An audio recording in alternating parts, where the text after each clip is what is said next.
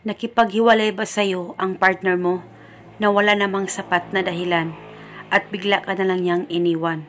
Pero ngayon, mahal na mahal mo pa rin siya at hanggang ngayon, siya pa rin ang nasa isip mo.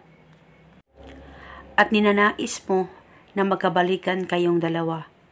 Gusto mo ba na siya ay mababalisa at hindi mapapakali sa kakaisip sa'yo at maisipan ka niyang tawagan at maisipan niyang makipagbalikan sa'yo? Pwes, gawin mo lamang itong ritual na ibabagi ko sa inyo ngayon. Dapat palaging buo ang loob nyo sa paggawa nito.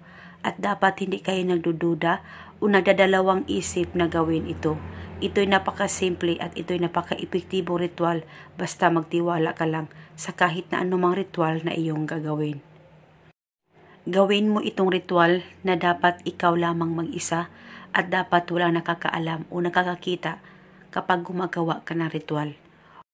Ang gagawin mo lamang, mag-focus at mag-concentrate ka, pakaisipin mo ang target, at pagkatapos, ibulong mo lamang ang mga makapangyarihang salitang ito.